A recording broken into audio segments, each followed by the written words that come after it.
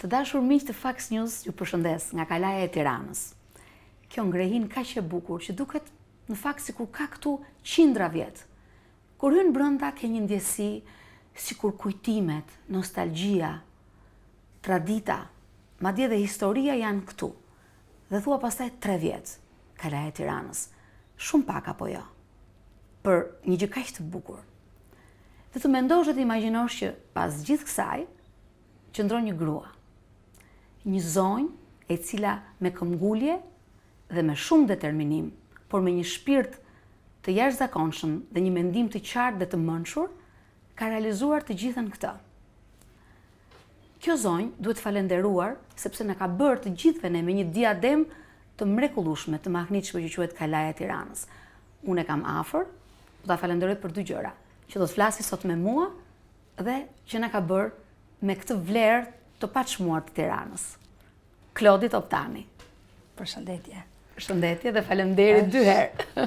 Në fakt është kënaqësi e imja, sepse ti je nga ato njerëz që përcjell një energji të jashtëzakonshme, solare, dhe po të shikosh sytë tuaja flasin. Dhe realisht unë të falenderoj që bëre pjesë të programit tënd, sepse nuk është vetëm një program i thjeshtë që mund dalësh në televizion, por është një program që ka vlera dhe prandaj unë jam sot pjesë e këtij programi. Të falenderoj, prandaj dhe unë e vlerësoj shumë dhe jam e lumtur që të kam njohur personalisht dhe jam e lumtur që do jesh pjesë e emisionit Fol me mua, do t'i rrisësh, do t'i shtosh vlerat ati, siç i ke shtuar vlerat dhe bukurinë qytetit Tiranës me Kalan e Tiranës, që në një mënyrë ose tjetër është kalaja jote, por që është dhe kalaja jonë.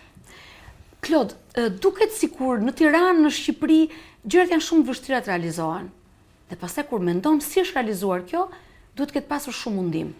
Na trego pak sa e vështirë ka qenë të realizohet Kalaja e Tiranës. Në fakt, ka qenë shumë e vështirë.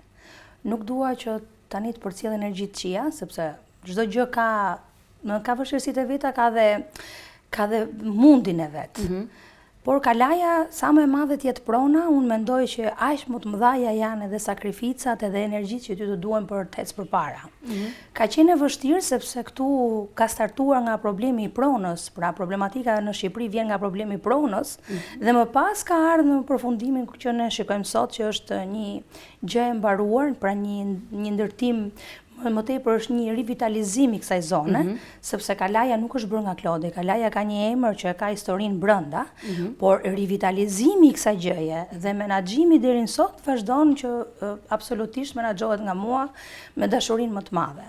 Është e vështirë, është shumë e vështirë, sepse unë këtu nuk jam vetëm, po flasim për gati 30 bizneset të cilët kanë një lokomotiv që jam unë, dhe nuk është aq e thjeshtë, sepse në pamjet jashtme, në momentin që ti shikon një njerëz që thotë dëgjoj se ky është lider ose është CEO ose ka një drejtim, gjërat i shkojnë shumë mirë, nuk është në fakt e vërtet. Nuk është e vërtet sepse ty të duhet aq më shumë mund, sepse unë nuk mendoj vetëm për Kalan, po mendoj për çdo mund e djerës që bizneset e mia kanë derdhur për të bërë atë hapësirë që ato kanë. Pra nëse do të çdonte Klodi dhe Kalaja, do të çdonin pa diskutim edhe bizneset që janë brenda Kalas. Pra kjo ngarkesë ishte shumë herë më e madhe se sa një ngarkesë e një biznesi të vogël që ti mund ta kesh rëndom tëndin, që dhe nëse ti shkon keq, domethënë gjërat nuk shkojnë ashtu siç duhet, pa diskutim penalizohesh vetëm ti. Kurse këtu nuk penalizohemi vetëm ne, penalizohen gjithë bizneset dhe këto njerëz që kanë besuar ke vizioni im që ishte super i qartë që në start. Dhe këtu gjërasi realisht i falenderoj çuna dhe gocat që unë kam pjesë të Kalas, sepse kanë besuar me një shpirt dhe pa e diskutuar fare, besuan tek vizioni i Klodit, tek vizioni im. Pra ata që du bën bashkë për ndërtimin e saj, apo jo? Edhe ato që janë sot, se ato që janë bërë bashkë nuk diskutohet, ato kanë qenë themelet e kësaj kalaje. Janë të gjithë që në fillimin e tyre bizneset u Klod? Vetëm 2 biznese kanë lëvizur, jo për fajin e Kalas, po për mos menaxhim të mirë të tyre. Pra gjithkusht tjetër është që në fillimin e tua. Pra ti ata i shikon si bashkëudhëtar apo si patjetër janë bashkëudhëtar, sepse nëse këto vagona do vinin duke u shkëput, ky do kishte, domethënë do ishte çeduar e gjitha. Po do ishte faji dhe imi, po do ishte edhe faji i atyre, sepse të dyja bashkë bëjnë zinxhirin e kësaj gjëje që është Kalaja. Kështu që patjetër janë bashkëudhëtar të mit, se nuk janë vetëm në një ditë, ne po flasim për vite, po flasim për kontrata afatgjata, sepse në një vend të qendrës, sidomos kontratat janë afatgjata, sepse dhe bizneset janë biznese që kanë goxha element financiar brenda, dhe normalisht kemi lidh këto kontrata dhe do jemi bashkëtar, ndoshta dhe bashkëvujt në thonjza me njëri tjetrin, po fatmirësisht gjërat kanë shkuar mirë edhe nga problematikat që ne kemi hasur. Pra dhe Covidi nuk ju mundi dot në një kuptim ose në një tjetër? Jo se nuk na mundi, pa diskutim ka lënë gjurmët e veta, po jemi munduar që të ngrehemi më shpejt se sa pjesa tjetër e qytetit. Të paktën këtë e shikoj me bindje, se edhe në momentin që kishim ato hapësirat me orare të kufizuara, ne kemi qenë plot. Pra ato njerëz që na kanë besuar ditën 1, ato vazhdojnë të na besojnë edhe sot dhe për mua kjo është gjëja më e arrirë që un kam. Plus kam dhe një gjë tjetër që e them me plot gojen, këtu njerëzit janë cilësi. Pra nuk vjen çdo njeri rëndom nga rruga. Janë njerëz që vinë apostafat, që e dinë që çfarë bëhet ke kalaja, janë njerëz që përcjellin vlera në profesionet e veta, janë njerëz që me vërtet kanë një vizion të qartë, janë njerëz që kanë integritet, por kjo është shumë e rëndësishme sepse ne këtu jetojmë dhe bashkëjetojmë me njëri tjetrin. Dhe të kesh këto lloj elementesh përreth është shumë mirë. Edhe nga ana ekonomike, po edhe nga ana intelektuale. Do të thënë janë ngritje vlerave për gjithë secilin nga ne. Është një fat pra, e konsideron fat. Pa diskutim. Kur patë vizionin e Kalas, e mendoje që do të kishte kaq shumë frekuentim, bukuri? E mendoje? E kishte qartë çdo dalje? E kam pas qartë. Absolutisht, çdo njeri që nuk më njeh mua nga afër do ta mendoj ndryshe. Por bashkëpunëtorët e mi e dinë shumë mirë që unë, që në ditën 1, e kam ditë se çfarë do ndodhi këtu. Me përpikmëri. Nuk e di pse, ndoshta ka qenë ky vizioni që unë kam startuar që në fillim me ato hapat shumë të kujdesshëm, se dhe kjo është shumë e rëndësishme. Momentin që ti hedh hapa të kujdesshëm, hapa të mirë menduar, pa diskutim dhe ndërtesën që ti ngren e sjellin atë formën që ti do. Kurse kur ti bën gjërat ja le rastisht, nuk mendoj se gjërat ndodhin rastësisht në një biznes. Patjetër duhet i kesh gjërat e qarta që në momentin e parë. Një nga gjërat që rrotullon Kalan është dashuria që un kam për këtë projekt. Dhe me vërtet unë e them me bindje që ky projekt ka gjithë shpirtin tim brenda. Ka çdo energji që un kam trupin tim, unë e përcjell. Ke kalaje, përcjell ke dera kur hyje, përcjell ke punëtorët që unë kam bashk, e përcjell kur hy ke zyra, e përcjell që ke dera, ke rojet, sepse duat që të njëjtën gjë ta ndjejnë dhe të tjerat. A e shikon Klodi këtë që ke bërë gjithçka si një premtim që mund të kesh mbajtur me rrënjët e tua, me familjen tënde, me prejardhjen tënde? E ke pasur këtë ambicien brenda kur realizove gjithë këtë, dhe për të shoq, por dhe për familjen tënde? E di pse e kam pasur? E kam pasur sepse ne kemi shumë prona këtu në qendër dhe kemi pas problematika të pafundme. Dhe një nga gjërat që janë lënë amanet, janë lënë këto prona që të paktën të mundohemi sa të kemi mundësi t'i kthejmë. Pavarësisht që ne nuk i kemi marrë të gjitha, por këto që kemi marrë janë goxha të rëndësishme edhe për familjen, por edhe për anën ekonomike, se janë të dyja të lidhura, të ndërthurura. Po ka qenë një premtim i bërë vetes time sepse gjëja që mua nuk më kthehet më është rinia që un kam humbur për këto prona. Kam qysh 17 vjeç që vrapoj, më thonë janë shumë vite që nuk kanë startuar vetëm nga mua. Sa vite janë bërë që ti që në 93-shin kanë startuar këto problematikat e familjes Toptani. Pra nga 93 jemi në procese gjyqësh. Vazhdojmë akoma. Edhe në këtë moment vazhdojmë. Mendon që nuk do të mbarojnë të lësh dhe ndoshta të djemve s'ka shans. S'ka shans apo jo? Që djemët e mi nuk do merren me pronat, nuk ka shans. Është e sigurt apo jo? Është e sigurt sepse do t'i mbyll, domethënë me të gjitha mundësitë e mia, sepse nuk dua që fëmijët të përjetojnë ato që kam përjetuar unë. Duhet të jetojnë fëmijërinë, duhet të jetojnë moshën që kanë, rinin, të paktën, okay, kjo është kosto ime, por nuk diskutoj çdo prind do ta bënte, jo vetëm unë. Çdo prind për fëmijët e vet. Ç'a ndodh kështu në Shqipëri me pronën, që s'ndodh në asnjë vend të botës? Është sistemi i kalbur. Është sistemi i kalbur. Ka startuar që në nisje kështu, është dashur të bëhet kështu, pra nuk është bërë vetëm nga ignoranca. Pa diskutim, një pjesë shumë e mirë kanë bërë me dashje, duhet të jesh pronar që të jesh pronën. Nuk mund ta kuptosh nëse ti nuk je pronar, nuk e kupton dot. Këtu kanë filluar, domethënë Zanafilla ka filluar në 97-ën me momentin që është vendosur Komisioni i Kthimit të Pronave, që për mendimin tim ka qenë një institucion i paduhur, sepse ti s'ke pse ti ke hipotekën, a shikon sot, i drejtohesh hipotekës, kush ka qenë pronar, merrte pronën dhe ishte shumë e thjeshtë. Kurse problematika e pronave që ka ardhur nga Komisioni i Kthimit të Pronave. Që kujt do të jepte, kujt do të nuk e jepte. Po, aty fillonin mbivendosjet. Momenti që ty të fillonin mbivendosjet, për shumë arsye, atëherë çfarë ndodh? Ti gjitha duhet i abuzive drejtohesh, arsyet. po patjetër ti duhet i drejtohesh gjykatës për të zgjidhur këtë, për të zhbërë këtë lëmshin. Po ky lëmshi fillonte në atë vit Bëjmë dhe shumë mbaronte lëmsh. nuk e di se sa vite më Ato mbrapa. gjykatat shqiptare që Ku jemi sot? Ku jemi akoma dhe sot? Vazhdojmë në për prokurori, njerëzit, sepse këtu çdo njeri nga rruga mund të hapi proces gjyqësor. Ky është një problem tjetër. Jo çdo njeri nga rruga mund të hapi një proces gjyqësor. Ne duhet një lloj filtri, mendoj unë. Hapet një proces gjyqësor, okay, dhe pastaj vazhdon kalvar, do gjërat. ta ndjekësh këtë procesin e Patjetër që pra, do ta gjyqësor. ndjekësh sepse dhe ai të kthen, domethënë ty të jep një problem shumë të madh më pas nëse ti nuk e ndjek. Një pyetje, si familje e djathtë, pra pronar tokash, nuk të ka ndihmuar momentet kur e djatha shqiptare ka qenë në pushtet? Jo, nuk është se kemi pas në ndihmë shumë të madhe. Ne kemi marrë 3 vendimet Komisionit të Themit Pronave, 1/93, 2/96. Dhe më pastaj gjithë kalvari i vujtjeve ka vazhdu, kemi pas njerëz, pra miq mbështetje, po jo sistemin, pra jo PD-n, PS-n ose LSI-n e asaj kohe.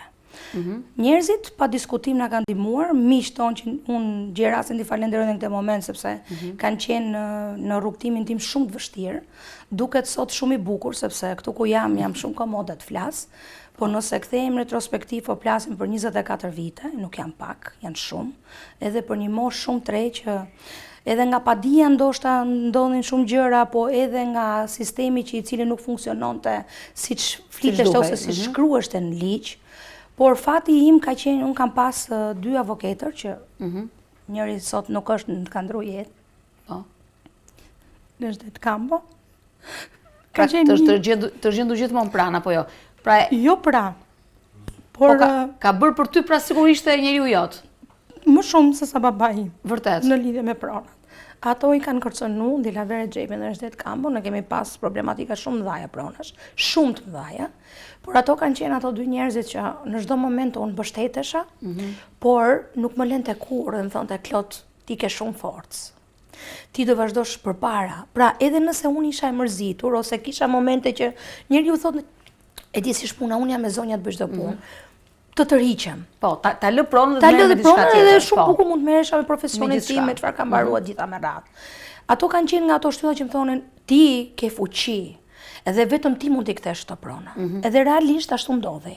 Ashtu ndodhi sepse shumë vite njeriu lodhet duke bërë gjëra të bukura, jo më gjëra të shëmtuara.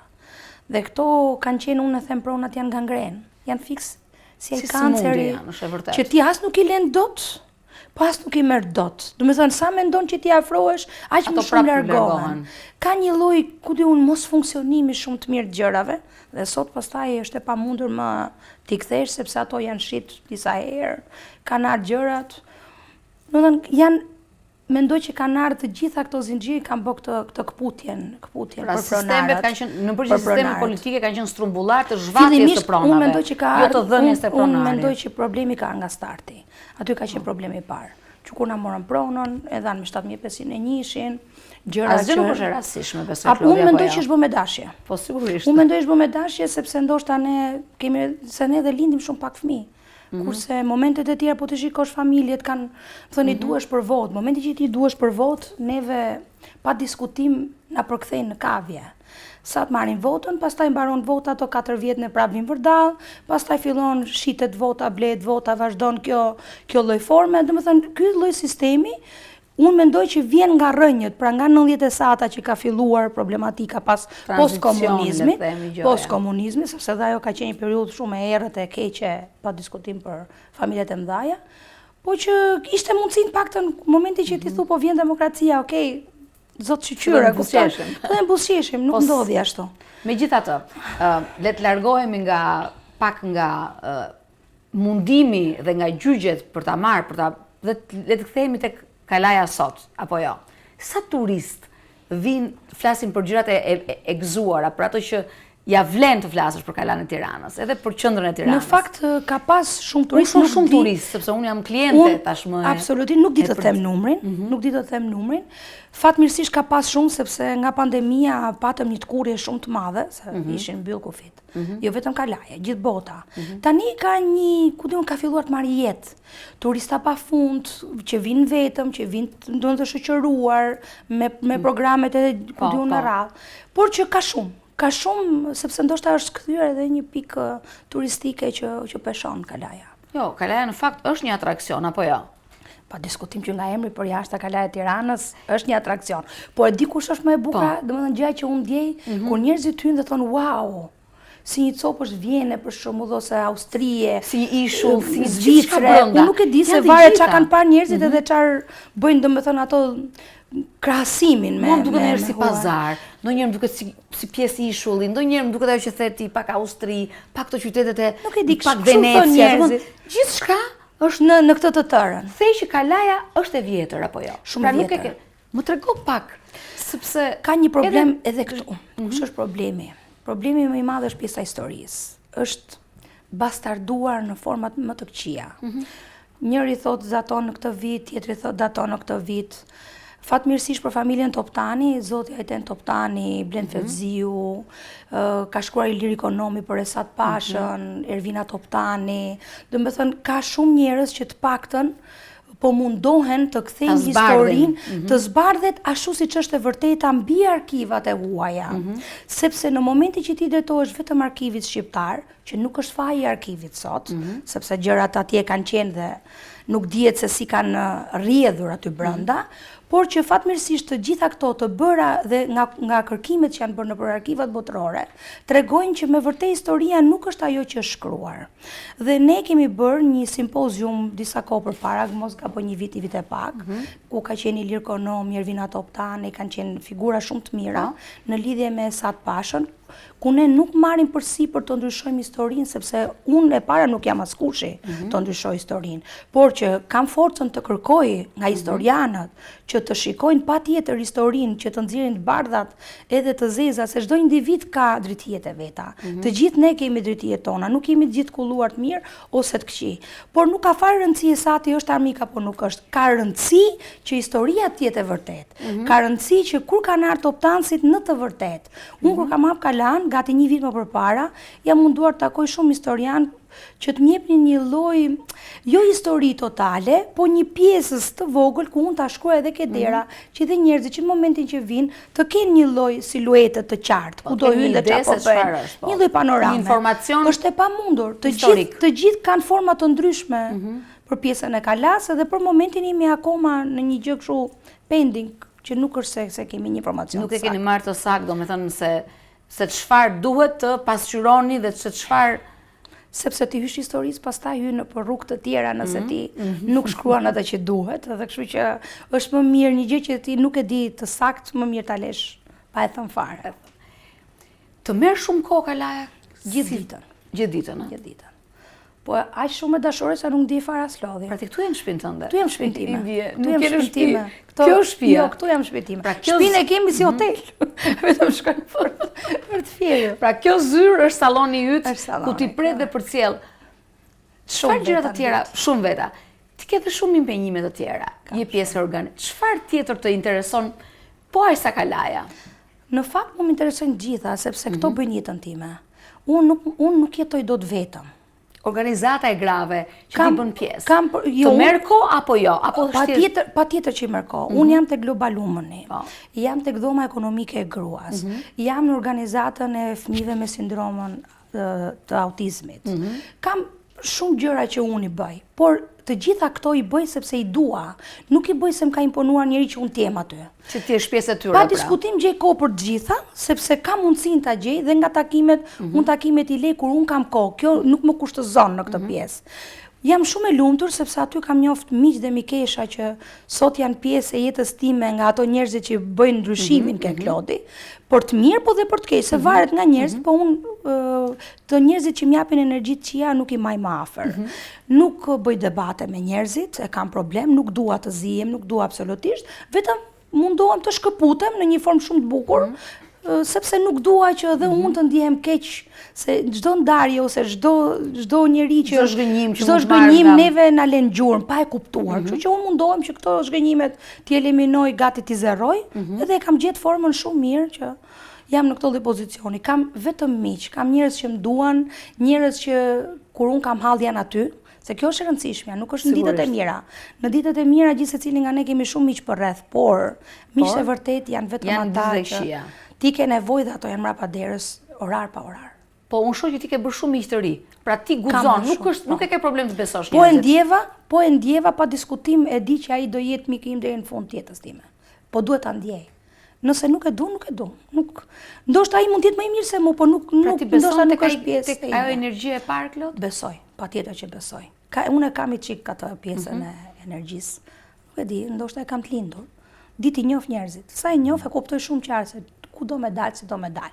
Është çështje eksperiencë. Kam shumë vite që merrem. Dhe ke takuar shumë apo jo? Shumë pafund. Kjo punë që ke bër, pafund. Problemet gjyqësore kanë takuar me shumë njerëz në këtë vendin tonë. Edhe kam shumë miq. Kam edhe shumë miq. Pa diskutim. Edhe them që ngaherë më mirë që i kam pas. Sepse sot këtu ku jam nuk më kalon asgjë, vetëm nga eksperienca. Ndryshe nuk do isha ndoshta kaq e suksesshme. Për shembull, ke pjesa e letrave, e pronave, nuk di. Është një gjë që me vërtet unë di të t'jap nga A-ja ke Z-ja drejtimin për të kuptuar se çfarë ndodh me pronat. E kuptoj qartë, domethënë gjën, sepse jam marrë shumë vite në Arkivin e Shtetit, kam punu pafund për pronat e mia. Pra ke punuar dhe në Arkivin e Shtetit? Kam marrë dhe master arkivistik më pas, po që ato e kam marrë për qefin tim, kurse kam punu në hipotek brenda, kam hyrë gjithanej, do të në për institucione, gjykatat, prokurorit, gjithë shka çfarë unë kam bërë e kam prek vetë. Nuk kam lënë asgjë që të ndodhi e rastishme, pa diskutim me 2 avokatët e mi, që sot kam gocën e Nezhdetit avokate, ne vazhdojmë në të njëjtën zyrë, pra familja jonë ka të njëjtët avokat prej 20 e sa vitesh, ne nuk i kemi ndryshuar, është shumë e rëndësishme për 2 arsye. Ne kemi pas një besim reciprok e njëri tjetri, sepse të flasër për prona kaq mëdhaja, pa diskutim njerëzit shesin pa i thënë fare, jo më t'i thuash ose të kesh njerëz, por unë kam pas edhe njerëz që me vërtet kanë qenë të mençur për punën që ato kanë bërë. Njerëz që kanë vënë themele ke mua, edhe ke mua. Si njëri kam qenë shumë e re, po patjetër. Kam qenë shumë e re. Të 2 avokatëve tu. Absolutisht dhe mësues të kësaj rruge kaq të vështirë, po dhe të bukur që unë kam bërë. Kjo është vërtet rrugëtim shumë i vështirë për të qenë vetëm. A mendon që familja Toptanit ta di për nder? Kur them familja Toptanit, them ata që janë prekur nga kjo mirësi apo nga ky fat. Mendoj që Toptanësit e tjerë që nuk janë pjesë e këtyre themeleve, sepse ne jemi shumë Toptanas, ato pa diskutim kam marrë nga ato opinione super të mira, dhe sot e kësaj dite unë kam shumë miq Toptanas, shumë miq, edhe janë njerëz me vërtet me vlera, se nuk mund të thush që nuk janë me vlera. Edhe njerëzit që ne i kemi pretendues të pronave janë njerëz që kanë vlera pa diskutim, se janë gjak shumë i mirë. Por si duket gjërat, njerëzit rrugës duke u martuar me njerëz jo të gjakut vet, se edhe këto kanë dhënë problematikat e veta, sepse jo më përpara paria u martote me parin për shumë arsye. Po ndrimi i sërave, patjetër ka ndjuar. Pra pengon ecurin e gjërave mendon. Patjetër. Pengon, po lën gjurmë sepse fëmia që ti lind do apo nuk do gjakun e ka të përzim. Kurse paria përpara martoheshte me parin. Nuk martoheshte kot, jo vetëm për trujt pronat, se pa diskutim ishte edhe për trujt pronat, por për trujt gjakun. Pra për trujt trashëgimtarët apo jo? Shumë e rëndësishme. Nuk është problem që ti të martohesh me çdo njeri që ti shikon nga rruga. Kur të marrësh bashortin, duhet ta mendosh shumë mirë sepse ai do jetë babai i fëmijëve. Dhe kjo është shumë e rëndësishme. Çfarë fëmijësh ti do rritësh, çdo gjë vjen nga embrioni. Momentin që ti ke një embrion të mirë, ato fëmijë do bëhen pa diskutim të mirë. Në të kundër do ta kesh shumë të vështirë rrugën. Pra siguron vazhdimsinë edhe të pronave tua dhe të mbiemrit tonë. Do lëm stafetën një ditë. Pa diskutim. Kemi detyrimin që brezat që po vinë duhet të bëhen shumë të mirë. Duhet të ndjekin ritmin ton, vrullin ton, vrapin ton. Nuk do jetojmë gjithë jetën. Pra ne punojmë për brezin që do vi. Para arsit tonë kanë punu për ne. E njëjta gjë. Ky është zinxhir që e ka sjell Zotit, domethënë, dhe ne duhet ta vazhdojmë, por që duhet patjetër të punojmë shumë me fëmijët, duhet sepse dhe vetë koha ka ndryshuar. Ndoshta kemi ndryshuar ne, jo koha, sepse koha isoj është, po neve kemi ndryshuar si qenie. Ne mendojmë që po të japësh fëmijës para, ai fëmijë do bëhet shumë i mirë. Nuk është ashtu. Fëmia ka nevojë, prindërimi është shumë i vështirë. Nuk është vetëm ti lindë fëmijën edhe leje me dadon, ku di unë çojën kopë, çojën çerdhe dhe ti nuk je kurkun.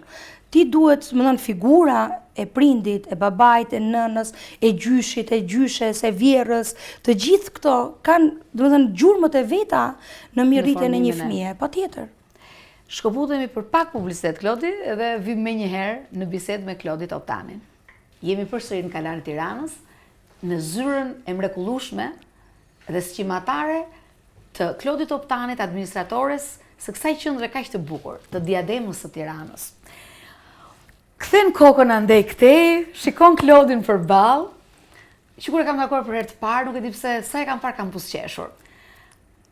Thash sqimatare sepse Klodi, përveç se është një grua shumë e bukur, dhe thonë që ka qenë kaq e bukur, thotë Mikesha jonë e përbashkët, sa që është rrëmbyer thonë. Pash kaq shumë objekte dhe kush është ajo femër? Kush është ai njeri që nuk i do objektet, po femrat sidomos, Klodi ne vdesin për objekte.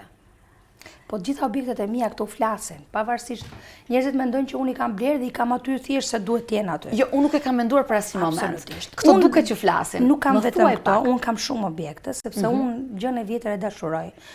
Nuk e di, mund ndoshta më vjen nga familja, është një lloj burimi, nuk e di nga më vjen, por gjithmonë që e vogël i kam pas qejf ti mbledh këto gjërat e vjetra, ti ruaj. Dhe them që bëj mirë, sepse çdo gjë rrotullohet ke arkivat. Po. Dhe këto janë një lloj arkivi që unë ndoshta pak më vonë mund të bëj dhe një mini galeri të vogël të familjes, është shumë e vështirë të mbledhësh gjëra të Toptanëve. Po thuj se nuk ka fare, nuk e di. Po pse?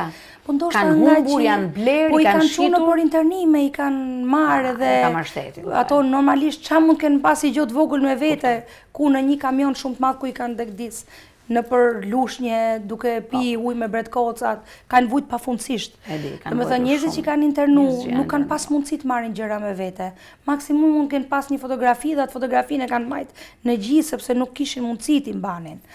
Domethënë vjen nga kjo, pa diskutim vjen nga kjo. Pra, dhe ky mall jot për objektet mos vjen nga kjo gjë nga që ti e di. Nuk e di, ndoshta mund të jetë kjo, se dhe gjyshin tim të njëjtën gjë i kanë bërë, domethënë i kanë marrë gjithë gjërat e shtëpisë tonë. Nuk e di nga vjen, por di që unë i ka maj shumë dashuri, fëmijët e mi nuk është si dun, mendoj që në i brez tjetër do dashurohet. Do dali diku tjetër kjo puna ime, do dashurohet. Mbesa për shembull, mund të jetë patjetër një mbesë ose një nip, se për momentin çunat e mi ose ndoshta janë lodhur nga kjo gjëja që unë bëj, më thotë o ma çfarë bëj? I them unë nuk e dini se çfarë bëj. Muj të kem 500 milion gjëra dua të bëj prapë. Mendoj që djemt kanë filluar kur të rriten dhe pak do ta shijojnë. Unë them mas moshës 30 sa vjeç. Jo tani, bires tamam mas moshës 40 vjeç sepse një mikeshe imja e ngushtë. Jo pas 30 sa kam për të filluar. Po ajo thotë që mas moshës 40 vjeç ti fillon kërkon rronjët. Edhe them që është e vërtet. Mund të jetë kjo. Është e vërtet, ndoshta ne rritemi, fillojmë piqemi, edhe njeriu kthehet, se kur rritesh do të bëhesh i vogël. Kur je i vogël do të rritesh, e nuk na gjehet. Mjafton bluza Gucci dhe Versace dhe ato janë lodhshme tani ato. Janë okej, çdo njeri vesh, po sido që të këto janë objekte që kanë vlerën e kohës. Në një gjë që është ruajtur mendoj që ka pas vlerë. Pa diskutim. Sigurisht. Je e përqendruar te objektet në veçanti? Jo, apo nuk e ke. Gjithçka të vjetër të bukur, po që unë tani ditë dalloj gjërat, çfarë vlen dhe jo, se nuk jam në fillimet e mia.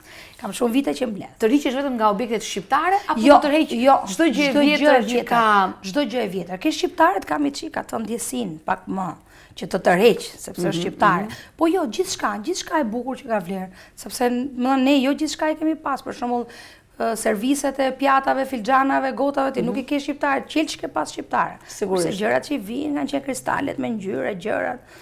Edhe porcelanet, vinin gjithmonë nga jashtë. Nuk pa diskutim. Edhe kur i porosisin shtëpitë e mëdha, besoj që porosisin. Patjetër, aty ku bëhet, patjetër. Aty ku prodhoi. Kështu që normalisht gjitha këto gjërat nuk janë vetëm shqiptare, janë nga gjithë bota. Tani, kështu siç është zyra është dhe shtëpia? Më keq.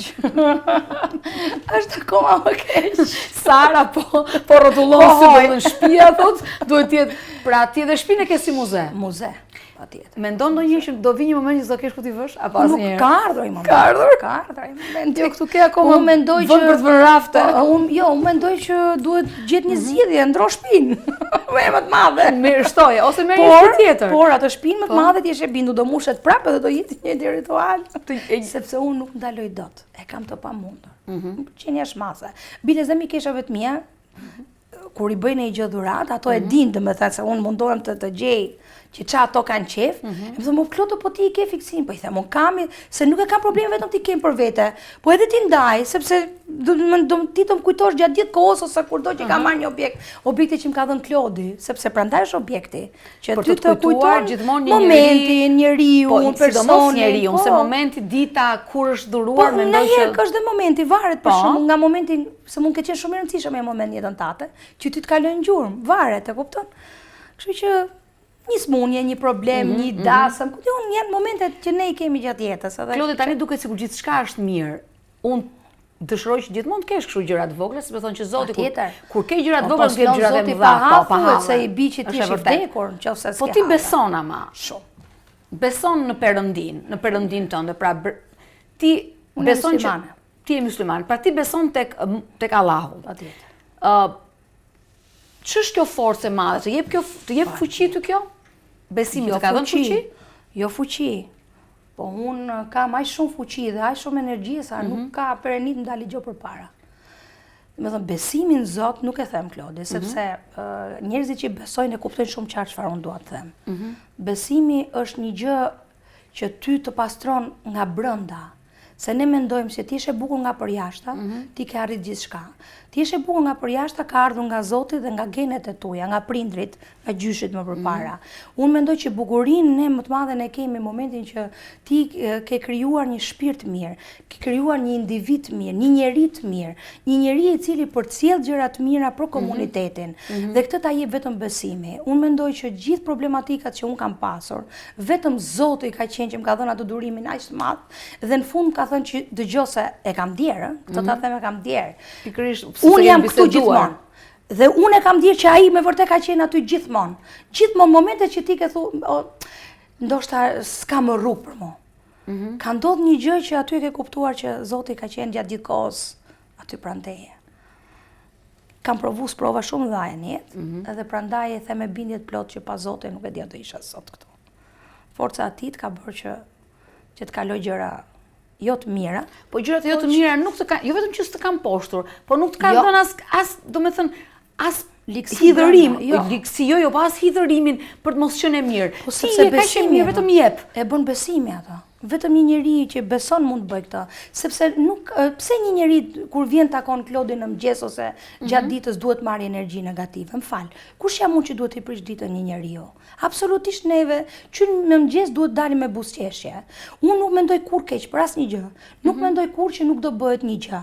Edhe nëse dikush mikeshat e mia më kanë kërkuar që unë të jem pjesë e një rrugtimi të tyre për t'i ndihmuar, ato me vërtet kanë kuptuar që çdo gjë ka qenë pa interes. Pse them pastrimi i shpirtit? Se nëse ti ke shpirtin e pastër, ti nuk shikon asnjëri të konvertuar në interes. Ti atë njeriu e shikon njësoj si ty. Me besim, pra vetëm me besim, nuk e shikon duke dyshuar. Po të pastron besimit, pastron shpirtin. Prandaj, çdo gjë vjen nga pastrimi i shpirtit. Po, por thuhet që jeta nuk është kaq e lehtë sa të mos kesh dyshime. Kjo është. Jo, dyshimet i kam sepse Zoti thotë kam dhënë trurin, të kam dhënë mendjen, të kam dhënë syt, të kam dhënë veshët, të kam dhënë gojën. Pra ti duhet të punosh ti me veten tënde për të kuptuar. Pa diskutim që un kam dyshime edhe ke njerëzit. Po pse të thash Lodi që un nuk merrem fare më? Mund ta takoj një herë, po nuk është më pjesë e jetës time, sepse nuk dua të ndjej më të njëjtën gjë që ndjeva në atë momentin e parë. Edhe kam gjetur një lloj kështu formule. Jam shumë mirë me veten tani. Këto njerëzit që kam i dua, jetojmë shumë mirë të gjithë, pse jo? Hajde të ndihmojmë njëri tjetrin, kjo është jeta. Ndoshta ti sot ke nevojë për mua, nesër do ke mua për ty. Po, është karma kthehet. Edhe një njeri që duket si parëndësishëm ose duket se nuk ka pozicionin që mund të të ndihmojë, mund të ndihmojë. Ajo zonja që të pastron shtëpinë të duat një ditë. Sigurisht, gjithë. Ne mendojmë se të gjithë njerëzit kanë misionin e vet në këtë botë. Gjithë jemi me mision. Dikush e ka më të madh, dikush e ka më të vogël, dikush mund gjendet në një moment që ti nuk e ke menduar kur që ai do lidhjet jetë janë ai forta njeriu. midis nesh, Janë apo shumë jo? të forta. Por besimi në Zot është i kësaj forme që ti mund t'ja bësh rovenës një të mirë. Dhe nëse nuk ta kthen në rovena, ky është problemi i rovenës. Ama Zoti gjen një formë tjetër, një individ tjetër që ty të gjendet në atë moment që ty të duhet. Dhe njerëzit të gjithë pastaj sprovat, gjitha çka kalojmë, i kalojmë për pjesën, për botën e mëtejshme gjithë se kush nga ne. Nuk ka lidhje me individin që ti ke përballë, ka lidhje me veten tënde. Mendoj që është menaxhim. Menaxho veten, menaxho njerëzit, menaxho punën. Duhet menaxhojmë gjithçka. Nuk nxjerrim energjinë e Është e keqe. vërtet. Nxjerrim energjinë e mirë. Hajde të jetojmë mirë se unë për shembull Sarën nga Maltinin, shpresën këtu të gjithë njerëzit që ne jemi bashkë, ja kam thënë që në ditën 1. Unë nuk dua asnjërin që të vinë punë me idenë që o bo po hikim punë. Ngrehen në mëngjes sinqerisht, o ngrehen në mëngjes me ardhmë me qifin më të madh punë. Pse? Sepse neve këtu jemi një shtëpi. Okej, puna është punë, pa diskutim që nuk ngatrohet pjesa punës me pjesën e lezetit të i kafe, të i gjë që ne mund ta ndajmë bashkë. Por duhet patjetër që këtu të ketë energji të mira. Dhe me vërtet këtu ne Kalaja ka energji shumë të mirë. Po bëhet 3 vjet. 3 vjet. Pas disa ditëve do bëhet 3 vjet. Pak ditë. Po pak ditë na ndajnë nga 3 vjetori dhe është shumë signifikative treshi, apo jo? Është patjetër që nuk është pak, sigurisht nuk është shumë, sepse rruga do jetë shumë e gjatë dhe jeta e Kalas qoftë nuk e di se sa. Shumë faleminderit. Të duket se ke arritur gjithçka me Kala? Jo, gjithçka jo. Unë jam natyrë që kërkoj shumë. Pra ti vazhdo që tani ka filluar kjo puna. Çfarë mund të bëjmë për më mirë patjetër që do vazhdojmë. Mendon vetëm për lart apo dhe për gjërë? Si ke ato? Varet nga këndi i vështrimit, sepse ka raste që ti duhet ngrehesh lart, po ka raste që ti duhet zgjerohesh. Kështu që varet, kjo është çështje e këndit vështrimit, kështu e mendoj. Nuk e di domethënë ta them për lart apo për zgjerim, pjesën e. Po që pa diskutim është një gjë që do jetë vetëm për mirë. Jo për keq. Pra ke dhe plane tjera, Klod? Kam patjetër që kam plane. Nuk thuhen apo jo? Jo. E di pse nuk thuhen se na i marrim sysh. Shaka. Po i the gjërat, pse është kjo shpreh? Po sa më pak vetë ta din lumturinë, aq më shpejt shumë zgjat lumturia. Patjetër, zgjat. Në të kundër nuk e di venitet. Nuk e di pse. Ke një shpjegim ti për këtë? Po ndoshta është ajo marrja e energjisë tem, Klodi, sithin energjinë, po nuk marrin ty të mirën dhe t'japin të keqen. Dhe kjo të bën. Kështu që më mirë mos flasim, siç nuk kemi folur për Kalan. Edhe Kalaja nuk e folur apo nuk e dal ta trumpetosh atë apo ta deklarosh. Kalaja është marrë shumë pak muj vesh që po hapet. Kati 5-6 muaj përpara. Ti nuk jep intervista, në përgjithësi nuk para del. Është edhe kjo pjesë. Po, është edhe kjo pjesë e kësaj më mirë në heshtje të punosh se sa në publik. Në fakt marketohesh është shumë mirë, por problemi është që sa i lodhshëm bësh ti për njerëzit. Sepse ti tani nuk mund të dalësh çdo ditë jetës tënde, trumbetosh veten tënde, nuk ke pse. Unë mendoj puna flet vet. Në momentin që ne kemi startu Kalan, patëm probleme shumë dhaja, njerëzit çfarë nuk shkruanin, betonizohet, çfarë nuk bështe. Unë kam bërë një gjë me men, nuk do ta them për arsye etike emrin e gazetares, e cila na godiste pafundësisht. Dhe në momentin e parë kur shoh një gjë të shkruar për emrin tim, mra bomba, thash, po betonizon këtë janë Toptani Kalan. Vetëm beton s'kishte këtu, sepse kjo ka qenë zonë arkeologjike. Dhe ju nuk mund ta imagjinoni se çfarë kanë bërë institucionet sheshi shqiptar këtu. Rinin këtu, gati, se kishin frikën që ne mos bënim një gjë që s'duheshte. Ne nuk kishim ndërmend ta bënim, po dhe ato bënin detyrën e vet. Në intervistën e parë kam bërë namin, kam dhënë intervistën direkt dhe ishin gjërat që un kam thënë vetëm të vërteta. Pastaj kur pash që njerëzit nuk po ndalonin, un thash një gjë. Pra merreshin në shtyp vazhdimisht. Pa çdo ditë, shkruanin çdo ditë, për shumë arsye. Edhe thash, më fal, pse do marrin mua energjinë këto? Ajo ne shkruaj çat ditë. Ditën që unë do hap Kalan, sa do t'i kthehet bumerang. Dhe kur shkruajti mas hapjes Kalas, që ka bërë Kalan me dyqanet si kioskat e fshatrave të Tiranës. Fshatrat janë shumë të mira, në fshat po ikim. Megjithatë nuk ka fare rëndësi. Të gjithë njerëzit që e lexuan ajo me fshatin, nuk e ka kuptuar ç'është tradita. Nuk besoj se ka ngatruar. Jo, ishte keq dashje për ta shkruar, po pak rëndësi ka. Gjëja më e mirë që ndodhi ishte që u kthy bumerang dhe njerëzit shkruanin në Facebook, po pafundësisht, pa i njoftur, që domethënë çfarë po flet se nuk është ashtu. E vërtetë. Dhe bëra një gjë, thash energjinë, kthehen punë. Njerëzit do të flasin. Unë mendoj që nuk kam përpushuar ndonjëherë, ai që është mësuar me fol do flasi. Por po të merren me punë, Nuk mendoj që do kesh shumë kohë të merren me mua me ty. Kështu që më mirë le të punojnë, të bëjnë një gjë dinjitoze për veten e vet, e kthejnë dhe në ekonomi, që sa të merren me ne mund të usojnë me ato para që i bëjnë, është më mirë kjo. Kështu që kam gjetur këtë lloj zgjidhje dhe mundohem të dal sa më pak, jam shumë, domethënë sqimatare ke për zgjedhja e gjërave që bëj, sepse figurën e kam shumë të rëndësishme dhe nuk du ta bëj pis. Për asnjë arsye, të kësaj bote nuk du ta bëj pis. Por që ka emisione të mira, ka njerëz të mirë siç jam sot, që pa diskutime dhe unë ndjem shumë mirë, sepse dhe edhe opinioni jashtë ka nevojë të kuptoj se çfarë ndodh, po sigurisht, kush je ti, dhe duhet të dim, duhet të njohim sa njerëz. Unë mendoj që çdo gjë duhet me masë, se po kalove masën, si për të mirë, si për të keq, nuk është mirë. Kështu që me këtë masën jemi shumë mirë. A është dikush që vërtet ka ndihmuar që kjo të bëhet sa më shpejt? Patjetër. Patjetër. A ka dikur, a është një njerëz që mund të Nuk është një njeri, janë shumë, por një njeri që, domethënë, nuk do resht kur jo unë, po gjithë brezat që do vinë pas meje, është kryetari i bashkisë i sotëm, zoti Erion Velia. Këtë e them sinqerisht me Allahun para që ai njeri ka qenë nga ato njerëzit që më ka thënë Klod, do bësh një gjë shumë të bukur për Tiranën dhe menaxhimin do ta marrësh vetë. Sepse ai e dinte që vetëm një njeri që dashuron mund të bëjë atë që duhet. Sigurisht. Ka qenë jo mbështetje. Nuk kam fjalë sinqerisht për të. Nuk kam fjalë. Pastaj ka qenë kryeministri i Shqipërisë. Unë sinqerisht vetë personalisht nuk e njoh, nuk e kam taku ku. Por si duket ai pak të lloj vizioni këtë gjë shumë të bukur, sepse janë marrë 3 VKM në këtë zonë, që nuk ishin të pakta. Ka qenë ministra e kulturës asaj kohe Mirela Kumbaro që ka marrë një peshë që nuk di. Zonja Arta Dollani dhe ajo një peshë, po jo peshë, se sot duket shumë e bukur kalaja. Por kur kam takuar një ditë një nga këto zonjat, i thash, shpirti thash si je, nuk kam fjalë dhe të falenderoj pafund. Tha unë, duhet falenderoj ty, tha që gjithë njerëzve i ktheve bumeranga të çfarë shkruajtën atëherë. Dhe në fakt kjo është shumë e rëndësishme. Neve të paktën këtu ku jemi, jam munduar të bëj gjërat aty ku duhen, mos shkelim gjërat që s'duhen, të rujmë sa mundësi kemi pas gjërat e vjetra, se këtu gjërat vjetra ka qenë vetëm muri, kalas dhe shtëpia, asgjë tjetër. Vetëm muri pra gjithë dhe shtëpia në fund apo jo? Gjithçka dhe shtëpia në fund. Gjithçka tjetër ka qenë ferr. Gjithçka. Dhe kaldrëmi gjithçka është bërë. Gjithçka i kemi bërë neve, po. I kemi bërë ne që të gjitha, nga aja ke zhoja. Dhe nuk kam pas bashkëpunëtor të mi që pa to nuk e dia do isha këtu. Po një model, morët një model të qëndësishëm, ekzistent? Jo, nuk kemi marrë një model. Jo, është një gjë që kemi ndërtuar nga pak.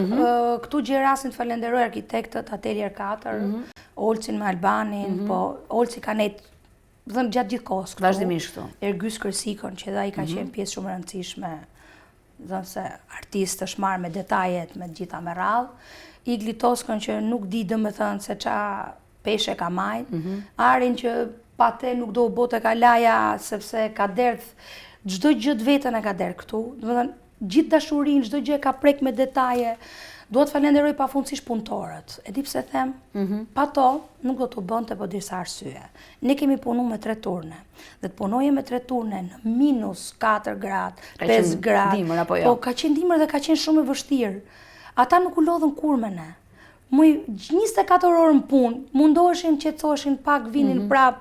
Do të thënë pa to, pa duart e arta të tyre, tamam duar art, nuk do bësh te kjo kala. Është për shumë shpejt apo jo, Klodi? Brenda një viti. Mendon që është një kohë rekord? Mund të ishte apo ti punon ashtu në përgjithësi apo? Unë mendoj që po punosh si kemi punuar me 3 turne arrihet.